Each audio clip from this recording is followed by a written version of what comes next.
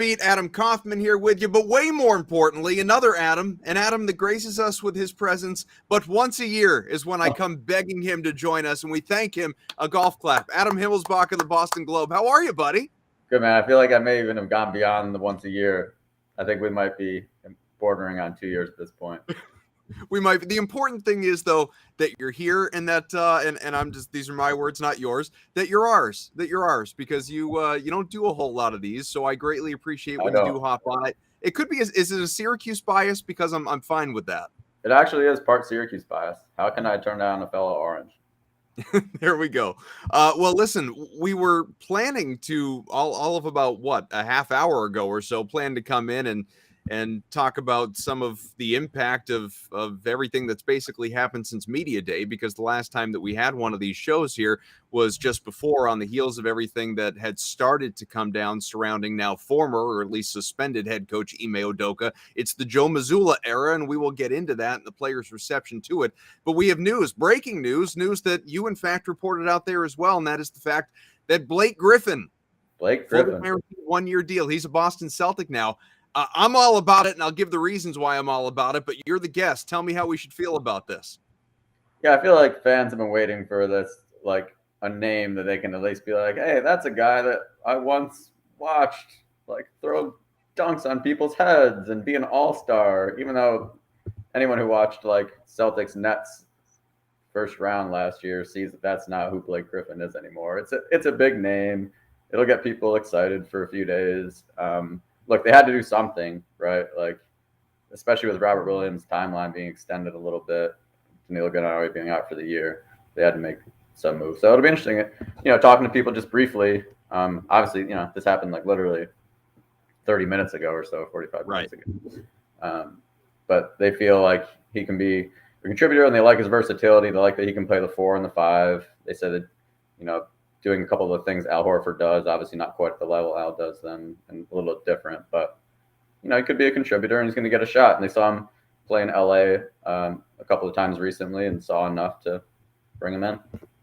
It's funny too, because literally 1 hour ago, so before this news broke, I want to shout out my guy Seth, who might be driving around listening, but he's a good friend, but also something of a character on this show that has joined us from time to time. He texted me. He said, extremely out there thought, at least it was at the time, of all the unsigned free agent players, the one I'd want most as a backup center on this team is Blake Griffin, solely because he's a great passer. Other than that, I can't find a single skill I'd want in any of these guys. Looking at Carmelo Anthony and Dwight Howard and, LaMarcus Aldridge and you name it. So a little bit of foreshadowing, I guess, on that part, because all of 25 minutes after that text, Blake Griffin's a Boston Celtic. It makes all the sense in the world to me, Adam, when you look at the fact that this team has needed big man depth. You talk about Gallinari and obviously Rob Williams being out potentially the first half of the year, and who knows where he goes from there, because that 8 to 12 weeks was just to resume basketball activities, never mind necessarily getting back on the floor. But how much can you really rely on the Luke Cornett's of the world and Noah Vonleh if he makes the team, or Kabengele, or any of these guys? You need a veteran, and like you said, he's not what he used to be, and that's fine. He doesn't need to be. He can defend. He can, score a little bit. He's a great passer, as Seth alluded to. But I think the biggest thing, as we look ahead toward the playoffs, because everyone knows this is a playoff team, it would have to be a disaster for this team to not make the postseason. It's just about giving Al Horford and some of these other guys a break. Like, let's just spell them a little bit and get a body in there for 12 to 15 minutes a game.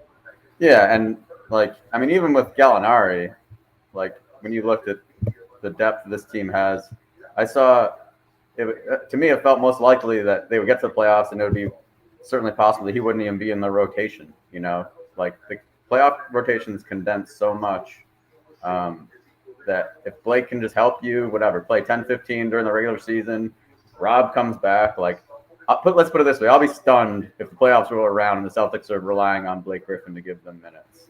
100%. Well, now we have news.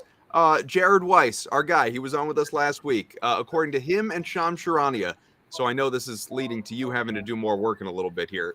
Luke Cornett suffered an ankle sprain in practice this week. He's going to be out 1 to 2 weeks. So they needed another big. If Luke Cornett's out for a week, I think that's the Kaufman. This is live TV. I told My internet literally crashed. It just came back, and now my ESPN came on. So we need to let you. I need to mute this TV. Yeah, please. Yeah, we don't need Stephen A. screaming at you while we're trying to talk about it just popped back on. It's been off for an hour. That's okay. You do the mute. So now we've got some more news, and again, it's not obviously a week to two is not devastating. We're still a couple weeks out from the start of the season to begin with, but training camp is underway and practices are underway, and preseason games are going to happen as soon as this weekend. So Celtics basketball is obviously on the verge of returning, and as I know we only have you for a limited time, and it'll be a shorter show than we typically do because Evan's not here with me as well, but as all of this is kind of coming into focus, and I know that there are a lot of things still to potentially anyway to come out surrounding Ime Udoka, but I mentioned earlier it's the Joe Mazzulla era now, and he's really impressed me so far. As someone who didn't know a whole lot about Mazzulla, and I don't even mean his background, I just mean listening to him and hearing all of these interviews that now he's been thrust into an incredibly difficult situation. Everybody knows that, but I think to this point he's really said and done all the right things. The message has been good. The players seem to, not that they're going to say otherwise, but the players certainly seem to support him. How do you think all of this is going to go, not looking months down the line, but just initially, start of the season, because they've not been given much time to adjust to all of this, obviously? Yeah, I've really been struck by talking to people around the organization last week. Like, obviously, the Ime news is front and center, but then when you pull back from that, there's a lot of, hey, look, like Joe Mazzulla is going to be a star as a coach. The amount of people who have seen this in him and believe in him and just have like complete confidence that this is going to work has been something to see. I mean, he kind of saw the first hints of it over the summer, really. Like, here's a guy, he wasn't even a bench coach last year. Like, he wasn't a top 3 assistant.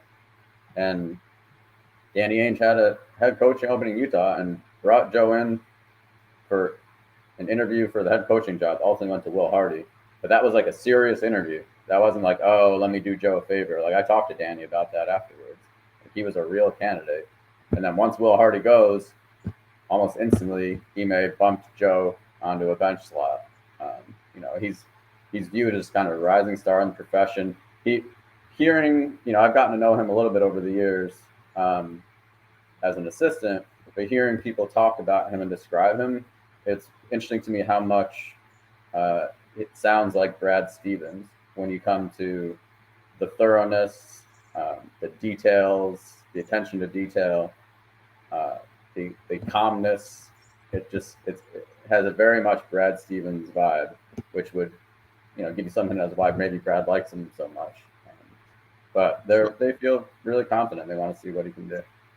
I'm curious. I've heard from multiple people who are closer to the team than I am certainly, that just about Joe's not personality. By all accounts, he's a great guy, but in terms of his coaching approach, that he's, he can be a little bit, more kind of confrontational and aggressive a coach, kind of, sort of in a similar vein to that of Ime Udoka and what worked so well with all of these players seemingly last year, except he's 34. He doesn't have the resume. He doesn't have the cachet that, Ime had coming in as a former player and a guy who was an assistant for a decade.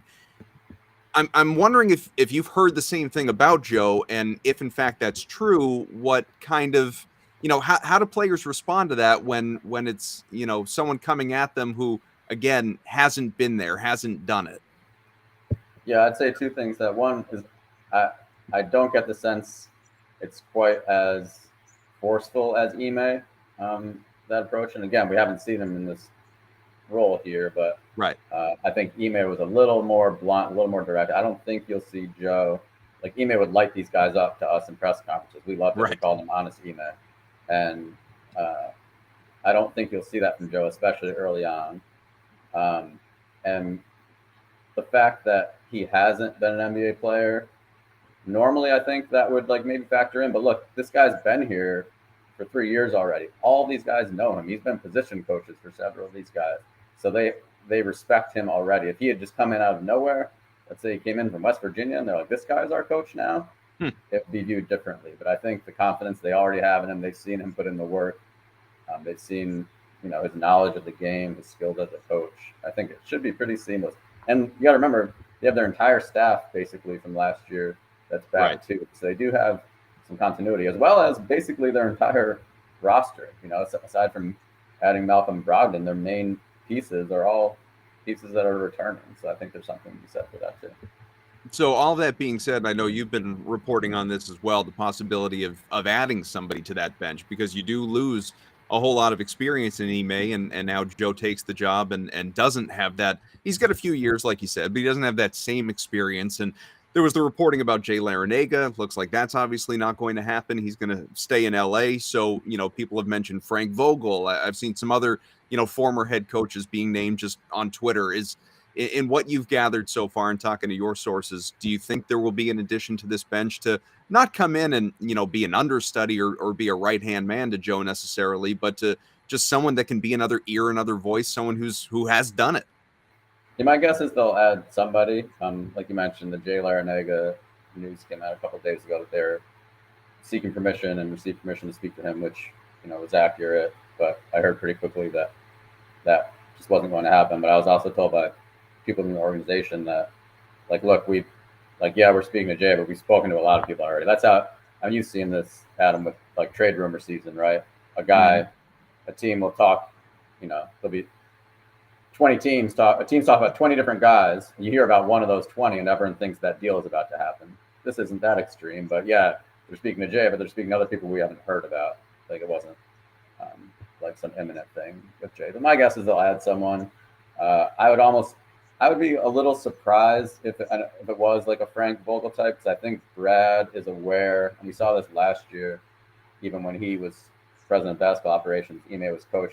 I think he's aware of not wanting to feel like someone's looking over your shoulder or stepping on toes. He stayed away from Ime's coaching office last year and was like, look, this is his team. Everyone's like, oh, Brad, are you going to give him advice? He's never going to coach for it. I'll be a sounding board when he needs it, but he's coaching this team. I think if you bring in some guy who's had 25 years NBA head coaching experience or something like that, it might feel a little different. People would be looking in that direction. So, that's not to say they won't, but it would surprise me a little bit. Listening to the press conference that did, one, I thought, Brad in particular, but I thought both handled it well, but I thought Brad in particular was very, very good. But obviously an interesting talking point that people want to continue to bring up is, about the coaching. Like, Brad, did you ever consider coming down from the front office to do this? And, he was adamant that absolutely not. That was never on his radar. Wick, interjected and said, well, we had the one conversation, which, was a little bit awkward, obviously. But, people keep asking me on Twitter, and maybe you as well, if things start slow for Joe and it's not going well, is there any chance, blah, blah, blah. And Brad has certainly, by all indications, said, that's not happening. This year is going to go however it goes under Joe Mazzulla. Joe Mazzulla is the guy. And what that screams to me in part is that anyone that has any sort of idea about Brad Stevens coaching this team again ever, that's just not happening. I'm not just, necessarily saying he's never going to coach again ever anywhere. But I would say his time coaching the Boston Celtics, that era is complete. He is now happy in the role that he's in. Yeah, I mean, you never know what the future brings. He obviously has young children. That's a really big part of this. His son Brady's playing high school basketball. Who knows? Maybe when they go off to college and they're not around anymore, he gets the itch again. Who knows? But yeah, there's no short-term thing. I asked around a little more about that. Did he really never give a consideration? And it wasn't a thought that. The Wick conversation, as I understand it, was basically Wick saying, "Hey, would you have interest?" And Brad being like, "No," as opposed to "Hey, maybe," bouncing the thought back and forth. He's comfortable in this role, and the pandemic times took a lot out of him. This current situation, obviously, you saw it on his face, he started tearing up early in his press conference. This situation's taken a lot out of him. And I think there's part of him also that likes the idea of giving someone like Joe a chance, someone he sees big things for in the future, and believes in and thinks can be a good coach of this basketball team. And people forget almost remember last January, people were like, some people wanted Ime fired. Like, Yeah. oh, it's in over his head, get him out of here. And then they almost win a championship under him. I'm not to say either of those things are going to happen necessarily under Joe, but the idea that, like, if the Celtics have a slow start, there'll be heat on Joe is outrageous. Like, he'll coach the whole season. So is everything done? Like again, they might add someone else, to the bench, obviously, to work with Joe and the coaching staff. But now that Blake Griffin is here, fully guaranteed 1-year deal, we'll see if any of these guys emerge from training camp to earn a roster spot. But there's no other anything that we're waiting for, in terms of like the team. I don't mean Ime, I mean the team to complete this thing. Like, this is the group now going into the season. This is the coaching staff. This is like all questions at this point in time as it relates to the team entering a new season have been answered now. Yeah, I would say for the most part, the only change at this point would be adding, like you mentioned, adding another assistant, which I think we could see, but that's not going to be anything seismic. Training camps here, like they play a preseason game on Sunday. Like, the season's here. This isn't the time usually where you're like, all right, let's start making significant alterations. And the other part is they feel like, obviously Danilo going out is tough. Rob's situation is pretty unknown, but they feel pretty good about this group. I think they're really intrigued to see Brogdon be a guy that plays a significant role, and they feel good about his ability to kind of mesh with this group. And just the comfort level. Like, these guys, I think it was Grant Williams that said after the first practice, he was like, I think we could go out. He said, we picked up right where we left off.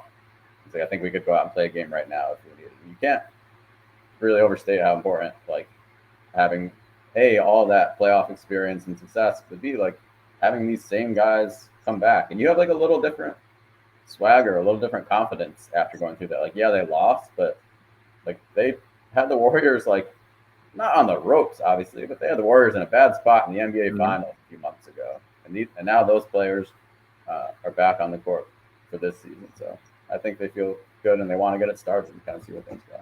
Is your expectation this is a team that's, not necessarily definitively, it's hard, right? It's not automatically going to be granted a path through the East to the NBA Finals like last year, but regardless of the coaching change, you look at this group and you say, Finals contender once again? I think contender is the big word. Like I said, they easily could have lost to Milwaukee. They could have lost to Miami, and they had like good help. Like, people talk about how the hospital Celtics, they're always injured, blah blah blah. Ultimately, in the playoffs, they had really good help, while a lot of other teams didn't. They kind of had every little thing kind of bounced their way along the way, and that's tough. Like, it's tough to have that, and they've already had signs this year of that not happening. But they're in a mix, right? Like, the Bucks will be there. I still think the Nets are going to be intriguing. I'm it's hard to say. They're so flammable.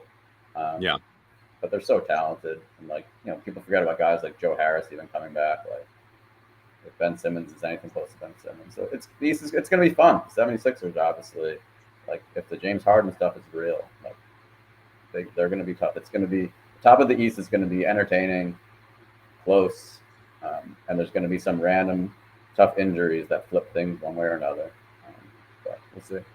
All right. You've got to run. So 2 very quick things. The first being, I know obviously you're not going to, break news on this show. You're going to do it in your paper. But we often joke that, we record a show. In this case, it's live. It's not like we normally do it. But we record a show and then breaking news happens and we miss the boat and we're mad at ourselves. Do you have news that we should be on the lookout for a little bit later on today or tomorrow? I wouldn't say news. I can give you something. I have a story about Marcus Smart that I'm going to write today. It's one of the reasons I have to go and write it. I was just looking at my phone to see if my editor's watching your live feed. It'll be so fun if I got in trouble for this, because I literally never do podcasts. Anyway, the one I did, it happens to be live, first of all. Second, on the day that news broke.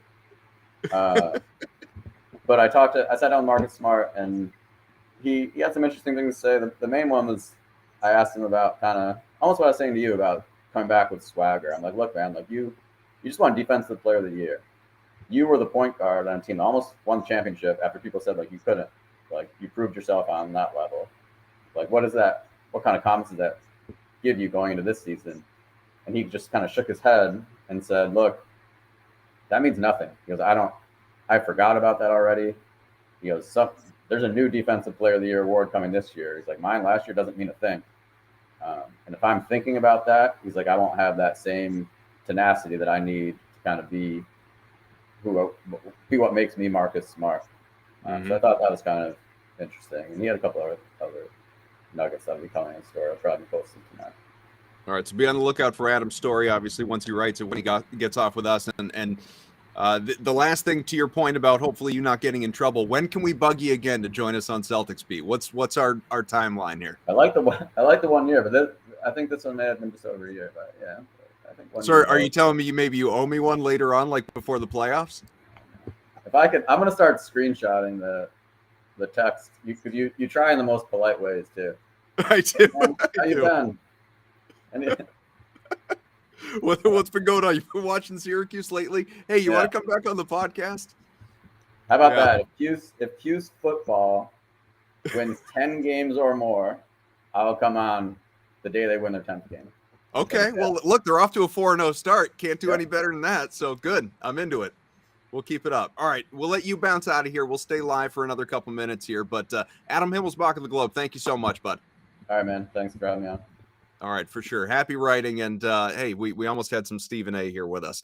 Obviously, no Evan. He's tied up with his actual job. But I just wanted to quickly scroll through some of what we have on the YouTube feed just to see if there's anything that bears reacting to before we get out of here.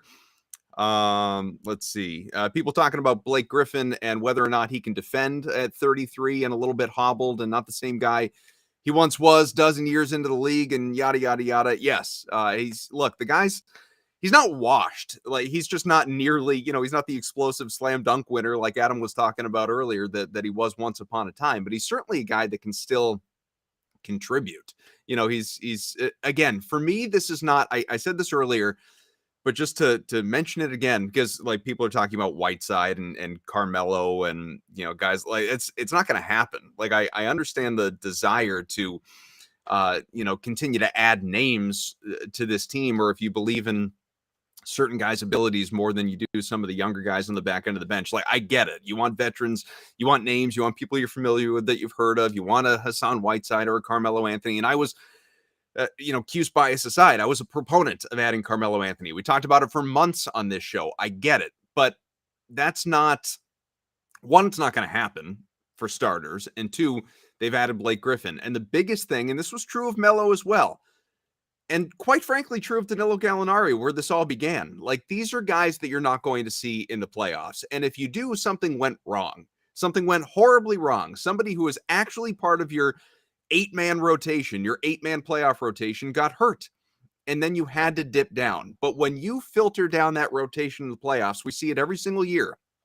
When it goes from 10, 11, 12 in the regular season down to 7, 8, 9 in the postseason, you're not going to start to see some of those guys like that are going to be like Carmelo was never, or just focusing on who's actually here. Blake Griffin. Look at how little he played for the Nets in the postseason. The only reason he was out there was to just give them a different look, to attempt to give them a spark, because nothing was working for that team. It's not because, he's, if you want to say he's washed, that's why he's not part of the tighter rotation. That's fine. He's not going to be part of that tighter rotation for this group. He doesn't need to be. What you need for this team to be as healthy as possible, in respect to Rob Williams, like not that you can ever plan on health. In a perfect world, Rob Williams would only play half a season every year, and it would be the second half, the ramp up, and then be playoffs, and you wouldn't have him the first 2 to 3 months. Like that's great. I'm on board with that. The problem is you can't bank on health. You can't plan for health. You can't depend on health. But if you have Rob Williams there at the end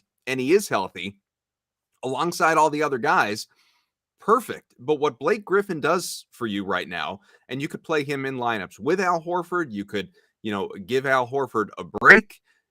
Grant doesn't have to necessarily play the same minutes. Obviously, the Jays can play. There's the filter down. There's a trickle down.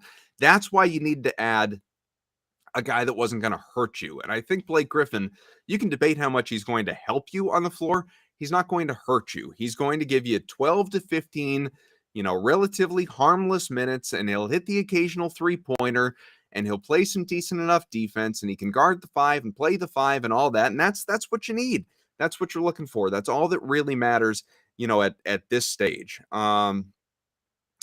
Looking right here, Sad SAD says, good with signing him for mentoring bench players. Yeah, there's a leadership aspect, certainly. Obviously, some of these guys are familiar with him. Boogie Cousins, that's not going to happen. People lamenting this Luke Cornett injury. Again, if you're just joining us, not serious. The Athletic reported he's out a week or two.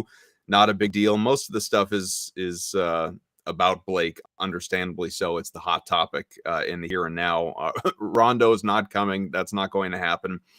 Was Big Al washed? Al obviously is not washed. I mean, I've talked about this a number of times on the show. Al had a great year. Al Horford had a phenomenal year. Al Horford had a turn back the damn clock, fountain of youth kind of season.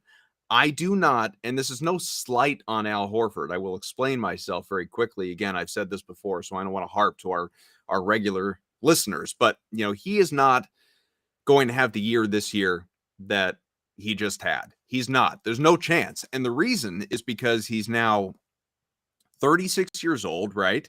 He's, he played a full season with, relatively heavy minutes, added a couple months on for the playoffs, was terrific. He had a terrific year, but that kind of workload on that age body and that size man is going to leave an impact. He's not going to be able to go out and be that same guy when you consider also that he didn't play for what, a half season plus summer prior when he was on the OKC Club Med plan. Like he's not going to come in rested and rejuvenated to this new season in the same way that he did upon his return to Boston a year ago at this time. Now he's coming in with a little bit more wear and tear, more miles, a little bit more tired, even if he's like enthusiastic and excited about a new year like any other player. You can't expect him to replicate what he did last year, especially if this team goes on another deep playoff run. It's unrealistic to ask that of him. So again, this is not a slight on Al Horford, like, he can't do it. He can't do it, not because he's Al, but because, again, he's 36 and just had a grueling freaking year over the course of the last campaign. There's just no, Darius saying, Al killed in the, of course Al killed in the playoffs. Why would we acknowledge the troll in the chat? Yeah, he's good. He's solid, but that's what he is. He's going to be solid. He's not going to be great. And we can't, expect him to be great. I'm excited about the Blake Griffin edition, as I would have been a Carmelo Anthony edition, or virtually any other big, quite frankly, who was qualified. No disrespect to some of the guys that are in there in training camp right now trying to earn roster spots, but guys that are coming in that have done it, that know what's expected of them, and that will play short minutes to give other guys a break, a breath, little rest. That's the bottom line for this team, right? Putting aside all of the coaching change drama, you just want this team to be as rested and fresh as humanly possible going into the playoffs. And there's no way that we can project that months from now because serious injuries, cataclysmic injuries happen. All you can do is attempt to account for it as best you possibly can. Jason says Big Al's a year like last year because he's 36. You're crazy. He'll be better this year. Jason, talk to me at the end of the year, please, because I think you're nuts. I just don't see any chance that winds up being true. I want to see if we have anything here on Twitter. Wagner asking about Blake Griffin. Can he run, defend for more than 10 minutes a game? I believe that he can. I do. I think that'll be just fine. I really do. Ask anything more of him, then yeah, you're getting yourself into a weird place, obviously. But this Al don't look old, says Ray. It's not about, again, looking old. It's about the sustainability and being able to do it over the course of an entire year. I think if we're acknowledging some of the people that disagree with what I'm saying about Al Horford, here's how it works. Limit Al Horford to 30, 31 minutes a night, period. Like 32, 33 is the absolute ceiling, and he has to average 30. and as often as possible, play him 25 to 27. That is the only way that you are going to have even remotely close to the same Al Horford this coming year, is if you keep him incredibly fresh. Celtics D, is this season already kind of a wash without Ime? Or the C's back to being 1 year away after seeing how Joe pans out? So I don't think it's a wash, quite frankly. And I think Ime, obviously, despite the early season doubters, in the whatever, what were they? I mean, 25 and 25 through the first 50 games, somewhere like that. He is a very good coach. Was a very good coach. Maybe at some point in time, somewhere else, not Boston, will be a very good coach. He's a very good coach. But I think coaching only matters to a certain point in the NBA. Like, what did Luke Walton go when he filled in for Steve Kerr with the Warriors? Like 42-3 or some absurd number. I mean, maybe it wasn't that drastic, but the point is, a guy in the right situation with the right players, the right roster, the right group, the right system, you don't necessarily need to be more than kind of a guide, as much as someone coming in trying to implement something brand new, which, to Ime's credit, is a lot of what he tried to achieve and successfully achieved last year, and lifting that team, beyond where it had ever been before under Brad Stevens, and getting the NBA Finals, and a gauntlet of a road to do it, and having to go through KD and Kyrie and Giannis and Butler, and obviously getting to the Warriors and all the assassins that are on that club. But, Joe Mazzulla, as Himmelsbach talked about, very familiar, obviously, with this team, this system. He's been here for a few years. The players already have some trust in him. I don't think he's going to be trying to, tweak anything too dramatically. Maybe to some degree he'll put his own spin on a couple of things, but I don't think, anything is going to wildly change from what we saw last year. So I think Joe's going to step in and he's going to do fine. Like, the only reason that he's not is if things go south in a hurry, the players doubt him, they tune him out, and then it's a problem. But I don't see that happening because there's already a relationship. He isn't just this new arrival they brought in with little to no experience as a head coach from, the middle of nowhere, coming in from Fairmont State just before the start of this year. So I think there's a level of trust that already exists, obviously. And I think he's going to be fine. Optimuskid reaching the finals did something to this core. Joe's going to do a hell of a job. They respect him. Yeah, I agree with that. I think that I do. I think they're going to be fine. I think they're still a finals contender. I think there's a reason, if you want to look at it from a betting standpoint, there's a reason that the betting line didn't change at all with Ime's departure and Joe coming in. It literally did not move. Or if it did, it went from like plus 550 to plus 600. Like, it didn't move in terms of the championship odds for this team, because coaches across professional sports, in the NBA in particular, only matter so much. I think it matters a lot more when you're a bad team trying to build something than when you're an already good established team, which is obviously what the Boston Celtics are. Justin says, you're finally live and you got the breaking news. LOL. Right there with you, man. We got Blake Griffin City is what this one's all about. So, and then Buggin says, so is Ime fired or has he quit? He's suspended. He's suspended for a year. And I would imagine there's one, still more information to come out, and two, probably some legal reasons why a lot of it hasn't come out to this point. But I firmly believe, and I'm not alone, I think the majority feels this way at this point, but I've been talking about this from the get-go. Ime's done. I'm not saying done as a head coach ever, but done in Boston. There's just no way.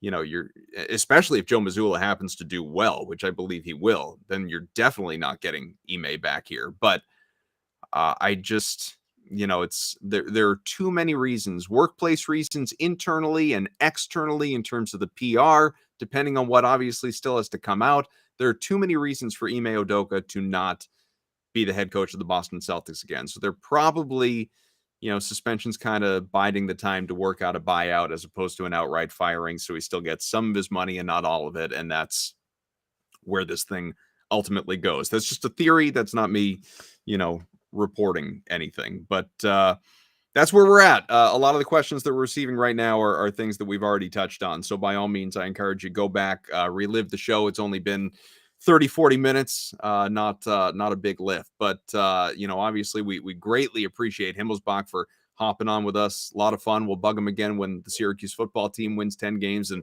goes to a bowl. Evan Valenti, I know he hated missing this, but tied up at work, obviously. So we'll get him again next time. Cool, genuine Phil. Adam, you think the Celtics can win 55 plus? Can they? Sure. Will they? I would take the under. I still in the 50s, probably 52, 53. 55 plus is not where I'd probably want to sink my money. Do they have the talent to do so? Absolutely. Rob being out the first half of the year, new head coach, I don't see it. 55 is it's a big number. But I'm Adam Kaufman. Thanks for all hanging out with us. Our producer Ahmed, who did a great job bringing us live, and let's do it again, huh? Doing it live in the spirit of Bill O'Reilly. This is a good time. So on to Celtics Beat next week when games will be underway. First training camp or preseason game rather, as we sit here just a couple of days away. So thanks for hopping on with us. Any questions, thoughts, whatever it is, hit us up on Twitter, wherever you find us. Adam M. Kaufman's where you can get me, and we'll talk again soon.